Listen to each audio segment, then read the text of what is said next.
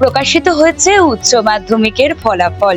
প্রথম 10-এ জায়গা করে নিয়েছে 72 জন, যার মধ্যে কলকাতা থেকে 4 জন তো রয়েছে এবং নবম স্থানে রয়েছে সৃজিতা দত্ত, বেথুন কলেজের স্কুলের ছাত্রী সে। আমি সৃজিতাকে আমাদের পাশে পেয়ে গেছি জাতবাজ 24 বাংলায়। আর প্রথমেই বলবো যে কি ইচ্ছা তোমার? আমার ভবিষ্যতে ম্যাথসে অনার্স করার ইচ্ছে এবং তার পরবর্তী ক্ষেত্রে আমার সিভিল সার্ভিসেসের দিকে যাওয়ার ইচ্ছে রয়েছে, আর ইউপিএসসি দেওয়ার ইচ্ছে আছে। আচ্ছা, যখন এই উচ্চ মাধ্যমিকের ফলাফল প্রকাশিত হয়েছে তখন চারিদিকে রাজ্যে তথা দেশ জুড়ে মক ড্রিল চলছে, একটা যুদ্ধকালীন পরিস্থিতি, কি বলবে? কারণ বিভিন্ন স্কুলেও তো মক ড্রিল গুলো শেখানো হচ্ছে। যুদ্ধকালীন পরিস্থিতির জন্য যে দেশ প্রস্তুত হচ্ছে, কারণ আমাদের পড়োশি দেশ পাকিস্তান তারা যেহেতু হামলা করতে পারে, তাই জন্য তো সেই পরিস্থিতিতে আমরা সরকারের দিকেই সম্পূর্ণভাবে রয়েছি এবং যা তারা সিদ্ধান্ত নিচ্ছে সেই দিকেই আমাদেরও মত। কি কি সাবজেক্ট ছিল তোমার? আমার ফিজিক্স, কেমিস্ট্রি, ম্যাথস, বায়োলজি ছিল। কোনটাতে সব থেকে ভালো নম্বর? আমার ফিজিক্সে সবচেয়ে ভালো নম্বর এসছে, আমি ফিজিক্সে 100 পেয়েছি এবং তারপর ম্যাথসে আমি 99 পেয়েছি। ফিজিক্স মানে জটিল ধাঁধা, সেখানে তুমি 100 তো কিভাবে পড়াশোনাটা চালাতে, কি কি মেনটেন করতে বলবে পরবর্তীকালে যারা আসছে এইচএস দেবে তাদের? ফিজিক্স সাবজেক্টটাই আমার সবচেয়ে বেশি ভয় ছিল এবং ফিজিক্সটাতেই আমার সবচেয়ে বেশি নম্বর, এটা কারণ আমি হচ্ছে যেই সাবজেক্টে আমি যেটা ভয় পাই সেটাই আমি বেশি করে পড়তাম। অন্যদিকে অন্যান্য সাবজেক্টগুলো আমার পছন্দের সাবজেক্ট, সেগুলো আমি অত বেশি এটার মতো পড়তাম না, কারণ ওগুলোর প্রতি আমার কনফিডেন্স ছিল। কিন্তু ফিজিক্সে যেহেতু ছিল না, তাই আমি ওটাই বেশি পড়েছিলাম আর সেটার ফল আমি পেয়ে গেছি আজকে। আমি যখন এখানে এসেছিলাম শুনছিলাম তোমরা নাকি টুইন, তোমার একজন বোন রয়েছে, তার কি রকম রেজাল্ট হতো? তোমরা কি একসাথেই পড়াশোনা কিরকম? হ্যাঁ, আমরা একসাথে পড়াশোনা করতাম। ওর ভালো রেজাল্ট হয়েছে। ও যদি আর মানে আমি যতটা পড়তাম ও ততটা পড়তো না কখনোই।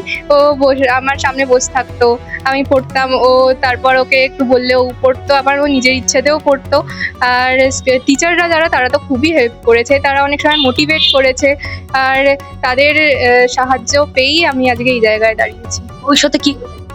ভবিষ্যতে আমি সিভিল সার্ভিসেস দিয়ে একজন অফিসার হতে চাই। আমি আমার মাকে পেয়ে গিয়েছি। মেয়ের ব্যাপারে কি বলতে চান? আজকে দিনে কতটা প্রতিকূল পরিস্থিতি ছিল মেয়েকে এরকম মানুষের মতো মানুষ? মেয়েকে আমরা প্রথম থেকেই চাইতাম যে ওর একটা ইচ্ছে ছিল ভালো লেখাপড়া করবে, ভালো ভাবে এগিয়ে যাবে পড়াশোনা করে। আমরা ওকে সহযোগিতা করতাম, ও যেটা যা বলতো সেভাবেই ওকে সাহায্য করতাম আর কি। আর স্কুলের টিচাররা খুব সহযোগিতা করেছে, আর ওর যে প্রাইভেট টিউটর ছিলেন ওনারাও খুব সাহায্য করতেন। মেয়ে কি খেতে ভালোবাসে? আজকে রান্না মেয়ের বিরিয়ানিও বাবা ও ভীষণ ভালোবাসে। আজ আসবে, নিশ্চয়ই আজকে তো আনবই। আর আপনার আরেক মেয়েও তো ভালো রেজাল্ট, কি বলবেন? হ্যাঁ, ও ভালো রেজাল্ট করে আমার খুব ভালো লাগছে। দুজনই হ্যাঁ খাওয়ানো হয়েছে। আমি আরেকবার খাওয়াতে চাই, কিন্তু এখন খেতে পারবে কিনা জানি না। আচ্ছা, পড়াশোনার জন্য কখনো জোর করতে হতো সৃজিতাকে যে বসো, করতেই হবে? না না, করেও নি আমার, যদি আমি নাও বসতাম করতো না, কিছু বলতো না। ও আমি জানি ও ঠিক ওর পড়াটা আদায় করে নেবে, নিজেই পড়বে, এটা ওর ওকে বলতে হতো। ও হ্যাঁ, আচ্ছা আমাকে কোনোদিন বলতে হয়নি, আমার সময় দত্ত। আচ্ছা, এবার আমি একটু সৃজিতার বাবার কাছে যাবো। মেয়েকে কি কোনোদিন বকাঝকি করতে হতো? বকাবকি করতাম না, কিন্তু যে বুদ্ধিটা বাড়ানো দরকার আছে সেটা একটু বলতাম মাঝে মধ্যে, যে একটু মনে হচ্ছে যেন বুদ্ধিটা কম কম লাগবে। তারপর দেখা গেল যে না, ঠিকই আছে। আর আরেকজন যে ও ফাঁকিবাজ, মানে ও এর ইনটিউশনটা বেশি, কিন্তু ওর ইন্টেলিজেন্সিটা খুব ভালো। দুটো মিলিয়ে একটা জায়গা তৈরি হয়েছে। কি রেজাল্ট যে হবে আশা করি? রেজাল্ট ভালো হবে আশা করেছিলাম, কিন্তু এইরকম একটা পজিশনে আসবে সেটা তো আগে থেকে আশা করা যায় না, বলাও যায় না। যাই হোক, করেছে, ভালো হয়েছে। ওদের মেধাকেই সম্মান দেবো আমি, প্লাস মায়ের সহযোগিতা একটা বিশাল ব্যাপার। দাদু রয়েছে মাথার উপরে, আর পারিপার্শ্বিক সব মানুষজন রয়েছে, টিচাররা রয়েছেন, শিক্ষাকর্মীরা রয়েছেন, যাদের সঙ্গে ওরা ছোটবেলা থেকে ঘনিষ্ঠভাবে রয়েছে। আমাদের কাউন্সিলর রয়েছেন বিজয়বাবু, উনিও যথেষ্ট সহযোগিতা করেছেন। আচ্ছা, আমি আরেকটু সৃজিতার কাছে চলে যাব, যে পড়াশোনার পাশাপাশি তোমার কি কি করতে আর ভালো?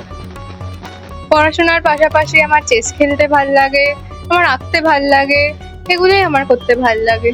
আর মেনলি আমার বই পড়তেই আমার ভাল লাগে, নতুন কিছু জানতে ভাল লাগে এগুলো। ভবিষ্যতে আরো বড় স্বপ্ন রয়েছে সৃজিতার, এইভাবে কোটি কোটি পায়ে এগিয়ে যাক সৃজিতা। অনেক অভিনন্দন রইল সৃজিতার প্রতি। জাজবাত 24 বাংলার জন্য সুকৃতি।